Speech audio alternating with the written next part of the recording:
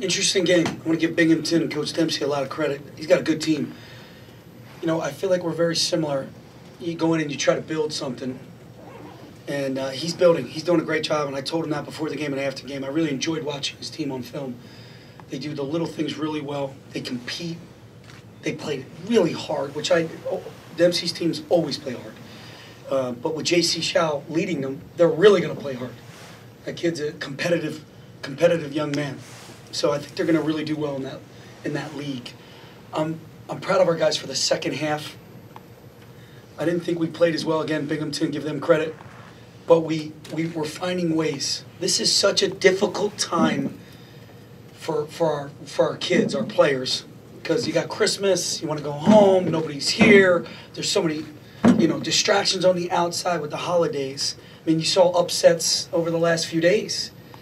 And we just got to stay present. We got to stay dialed in and get better tomorrow, get better Thursday, and really compete against a very feisty team in Ryder. But again, we made the necessary plays that we needed to in the second half. I just asked Josh about kind of keeping that momentum alive, being able to close out the week strong, and he kind of talked a little bit about it, but I'm curious from your perspective, how do you keep the momentum alive closing out the week strong? Stay present. Just got to stay present. We got to keep these guys here, spend time with them because we can. Tomorrow, bring them back in, do some cold tubs and some lifting and some stretching and doing some film work, maybe shoot some free throws, because we've been going for 7 straight days, and that's including exams, and that we looked a little sluggish there in the first half. So, again, we found a way to win, but we got to be smart about these next couple days and try to keep these guys on task. You came out pretty hot, though. Yeah. You're up 8-zip, 2 threes, a 10-second violation. Did you see things kind of, and understandably, I'm not being critical. Yeah, no, it's funny. I think I know this team really well. I got a good pulse of the team, and I thought our energy was good to start the game, but I knew we couldn't sustain it. It just needed to be a little bit more disciplined, the energy, the pregame warm-up and things like that. As coaches, we're a little bit nutty. We always look at that stuff, right? I always go out, just check out their body language, check out their energy, see where we are. And I thought we'd come out strong, but I knew, because of the game the other night, I knew we would hit some rough patches. And we were prepared for it. We put a lot of effort into this scout. We think Binghamton's a very good team. Shep gave you 5 threes, but I thought the last two that he had were probably particularly important. I think it was 8 points. Yeah, because it could swing. Now it's a ball game. Right. Now there's a little pressure. Right. Right? And that's what seniors do. And I'm all over Shep. I love him so much because he made big shots, but I want him to lead too. I'm looking for him really to emerge and not let us miss a step here, not stub our toe, to continue the process of getting better. But those are the shots that we've seen him make in the past, and he'll continue to do that for us. Is that a sign that you're getting that from him, or is there still more I want more. For him? Coaches are very greedy. Sure. We want more. We want more. And he'll give it because he's receptive and will respond. How do you handle these next few days? Because I'm sure this is when it gets really challenging. Yeah. Do you try to think outside of the box? Do you do things differently? Do you settle into your routine? What do you do? You know what we're going to do? We're going to have a Christmas party at my house. When? Tomorrow night. Just kind of, great job, good week, okay? And then get really back to work on Thursday, practice hard, do our routine for Friday, and get prepared for a really good Ryder team. Are you doing the cooking? I am not. Thanks for asking, though. Who is? I'm not sure. No, I'm not sure. Okay. I'll get back to you on that. All right. How do you think Nazir and Tony have responded from their 1-game suspension? I think they've done a great job. I thought Nas had, he played a ton of minutes at Mason. He did some really good things on film. He looked fantastic. He's really starting to get better. Again, you got to remember, Nas is, in my mind, still a freshman because of he was hurt last year, didn't play much in the beginning. So I'm bringing him along a little, slowly because I want to make sure he's ready. And I thought Tone couldn't wait to get the uniform back on. So I think those guys are really moving forward and ready to compete and do what we're asking them to do. Is there a value add for having a 3 or 4 game stretch where you're getting the results that you feel like you should be getting?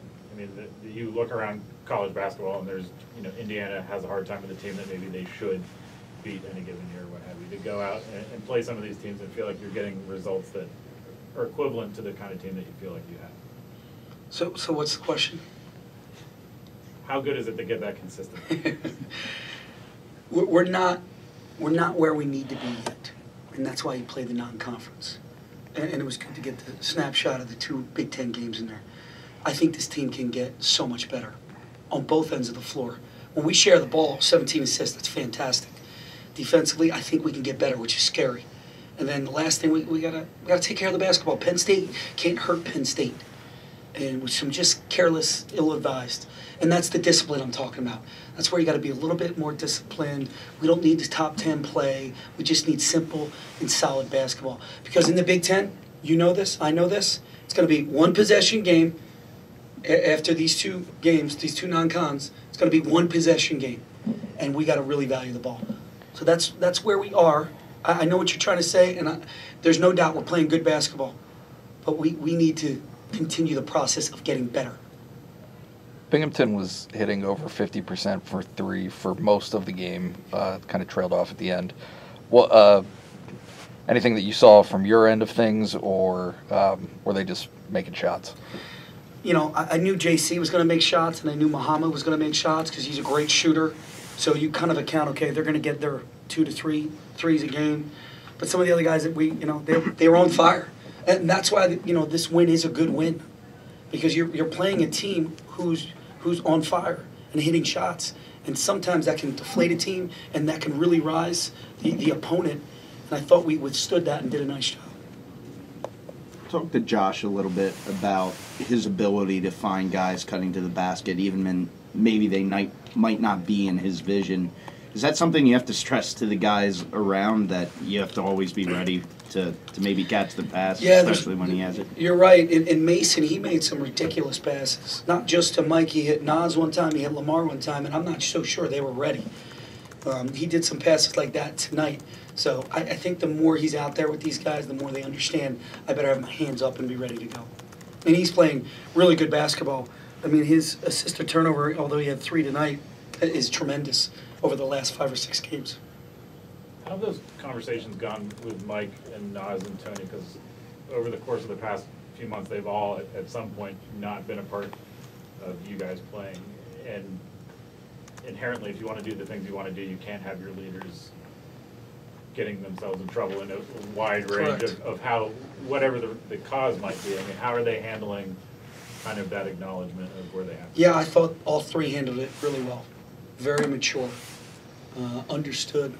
When you make a mistake, we're going to hold you accountable. And I think they responded really well.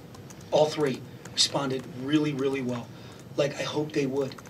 And hopefully we've cleaned up all that, and now we can really move forward as these last 2 and as the Big Ten approaches. Are you being tougher on guys than maybe you would have in the past in terms of these team rules, or does this just so happen this year that we've seen? I think it just so happened. I mean, we've always held our guys accountable for the last 6.5 years. It's something that I feel very strongly about. Really, our job is to develop men, right? And when you develop men, you find success. You'll win on the court, they'll win in life. And if we let them slide all the time, well, we're really not holding anybody accountable. And why would they buy into the culture of what we created? They're not going to. They're going to keep looking for shortcuts, keep making little mistakes. But little mistakes add up. And that's going to add up on the court, it's going to add up in life, it's going to add up in the classroom. And we don't want that. Thank you.